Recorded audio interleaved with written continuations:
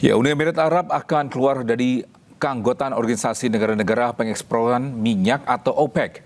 UEA ini akan menarik diri dari OPEC mulai 1 Mei 2026. Ya, langkah mengejutkan ini diambil Uni Emirat Arab sebagai bagian dari visi ekonomi jangka panjang negara tersebut. Keputusan ini juga disebut sebagai upaya Uni Emirat Arab untuk lebih leluasa dalam kembangkan sektor energinya sendiri tanpa terikat aturan kelompok. Keputusan Uni Emirat Arab menjadi pukulan telak bagi OPEC mengingat UEA adalah salah satu produsen minyak terbesar di dunia yang menyumbang sekitar 3 hingga 4% pasokan global. Selain keluar dari OPEC, UEA juga akan keluar dari aliansi OPEC Plus yang mencakup Rusia.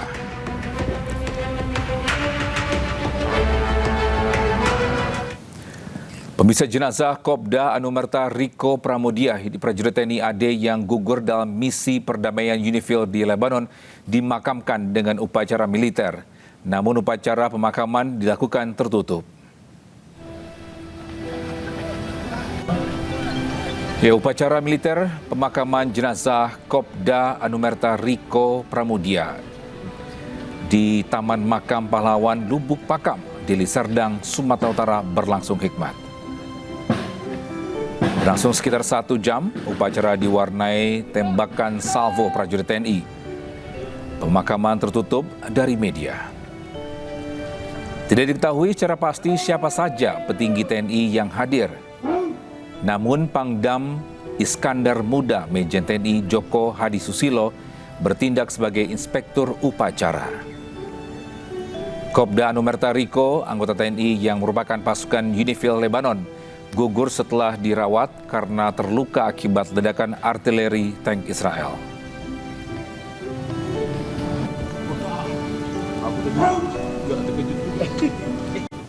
Ya, sebelumnya jenazah Kopda Anumerta Riko Pramudia, prajurit TNI AD yang gugur dalam misi perdamaian UNIFIL di Lebanon, tiba di rumah duka di Serdang Bedagai, Sumatera Utara. Kedatangan jenazah disambut isak tangis keluarga.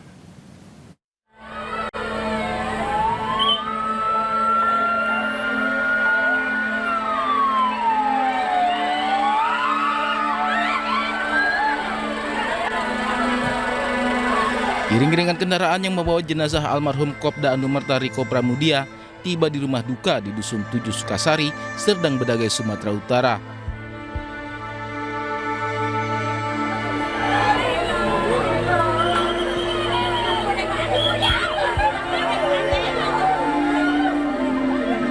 Keluarga dan warga tak kuasa menahan air mata saat peti berbalut merah putih diturunkan dari ambulans. Dibantu warga, pihak keluarga menggotong peti jenazah ke dalam rumah duka untuk disemayamkan.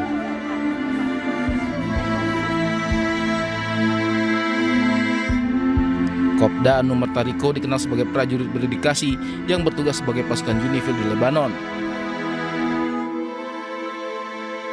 Dirinya gugur usai terkena ledakan artileri dari tank Israel di Atchit Al-Qusair pada akhir Maret lalu. Sebelum gugur, dirinya sempat dirawat beberapa hari. Dear Rico, we are here for you today. We are here to stand before you and to honor you. As your commander, I speak to you with respect and with a heavy heart. You came here far from home to serve under the United Nations flag, to bring peace to this land. And here in the south of Lebanon, you gave everything. You gave everything you had for peace in this land.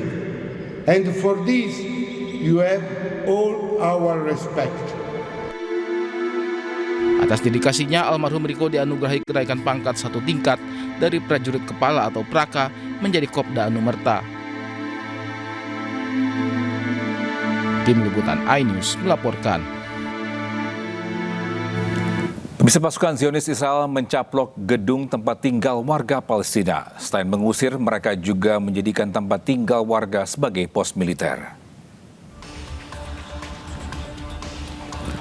Ya, dalam video yang beredar terlihat pasukan Zionis Israel mencaplok gedung-gedung permukiman milik warga Palestina. Mereka secara paksa mengusir penghuninya keluar dari rumah tanpa persiapan. Bahkan militer Zionis ini menjadikan gedung dan tempat tinggal warga Palestina sebagai pos militer. Aksi pengusiran paksa ini dilakukan pasukan Zionis secara terstruktur dan sistematis untuk mengusir warga Palestina.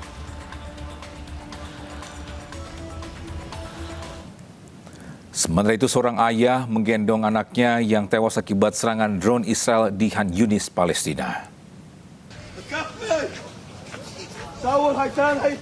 Sambil menangis, seorang ayah membopong anaknya yang tewas untuk dibawa ke rumah sakit akibat serangan drone Israel. Israel terus menggempur permukiman warga di tengah gencatan senjata antara Israel dengan Hamas. Serangan ini terus dilakukan oleh Israel di sejumlah wilayah Palestina. Pada serangan yang menewaskan anak Palestina ini menjadi bukti Israel telah melanggar gencatan senjata dengan Hamas.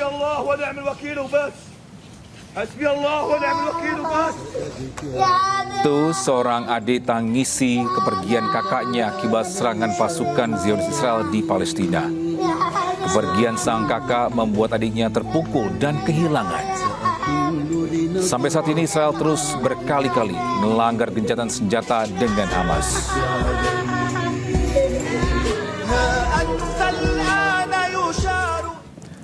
Bisa pasukan pertahanan Israel IDF menangkap sejumlah warga Palestina di desa Syuhbah, Ramallah, Palestina. Tak hanya warga dewasa, operasi ini juga menangkap sejumlah anak-anak. Pasukan pertahanan Israel IDF menangkap sejumlah warga di desa Syuhbah, Palestina. Aksi ini dilakukan setelah pasukan IDF menyerang desa tersebut. Setelah ditangkap, para warga ini diikat kedua tangannya serta ditutup matanya. Setelah itu mereka dibariskan lalu digiring masuk ke dalam jeep-jeep milik IDF. Hingga kini belum diketahui pasti alasan pasukan IDF ini menangkap sejumlah warga di desa Syuhbah. Penangkapan warga di desa-desa sekitar Ramallah merupakan bagian dari operasi penggerebekan massal oleh Israel di tepi barat. Bisa setelah kasus kekerasan anak di Jogja kini viral, pengasuh daycare di Banda Aceh aniaya balita saat lagi di Aini Siang.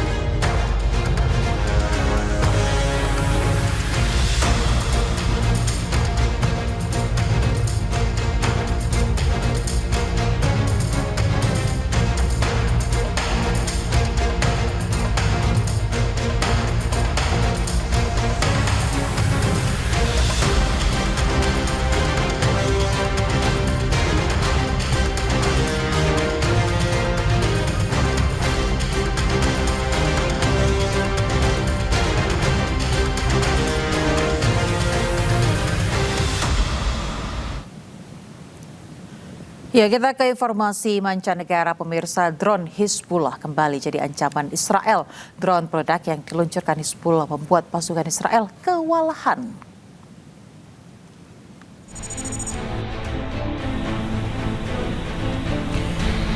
Pejuang Hizbullah merilis video yang menampilkan 2 serangan drone peledak targetkan pasukan Israel di kota Al-Taibeh, Lebanon. 2 tentara Israel dilaporkan terluka parah akibat serangan tersebut. Drone peledak Hizbullah menjadi ancaman serius bagi pasukan Zionis yang beroperasi di Lebanon Selatan. Hampir setiap hari pasukan Israel harus berhadapan dengan serangan drone peledak Hizbullah, membuat mereka mulai frustasi. Serangan drone sebagai balasan karena Israel tetap melancarkan serangan ke Lebanon meski gencatan senjata diberlakukan.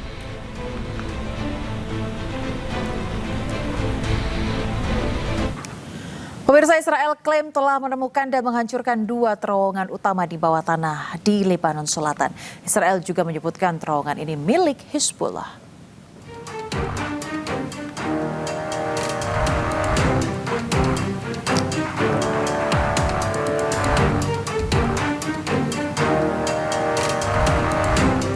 Pasukan pertahanan Israel IDF mengeluarkan video terowongan bawah tanah di Lebanon Selatan.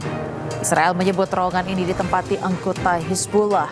Israel juga menyebut terowongan ini sudah berdiri sekitar 1 dekade. Mereka menduga Iran mendanai pembangunan terowongan-terowongan yang berada di Lebanon. Namun tidak ada bukti kuat untuk mendukung klaim ini. Dari terowongan ditemukan senjata, tempat tinggal, dan peralatan untuk bertahan hidup dalam jangka waktu panjang. 1 terowongan bisa diisi sekitar 10 kamar tidur.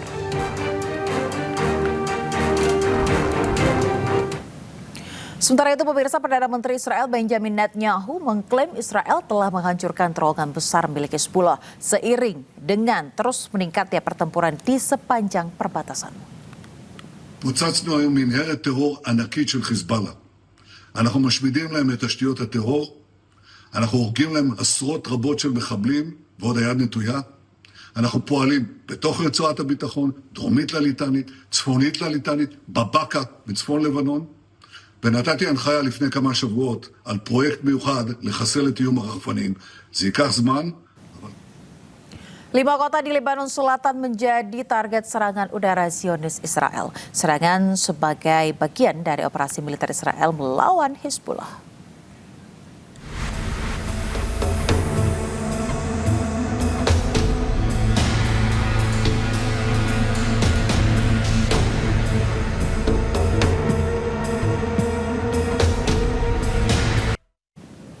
Ya, masih di siang bersama saya Togi Sinaga. Pemirsa, militer Amerika Serikat merilis rekaman pada hari Selasa menunjukkan marinir Amerika Serikat menaiki dan menggeledah sebuah kapal di perairan internasional. Komando Pusat Amerika Serikat CENTCOM menyatakan kapal tersebut dicurigai mencoba mencapai Iran dengan melanggar blokade Amerika Serikat.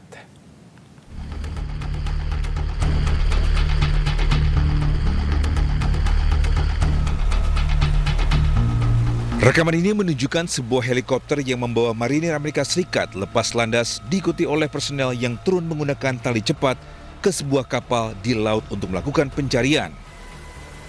CENTCOM menyatakan bahwa marinir Amerika Serikat dari unit ekspedisi marinir ke-31 menaiki MV Blue Star 3, sebuah kapal berbendera Komoro yang dimiliki oleh sebuah perusahaan Oman.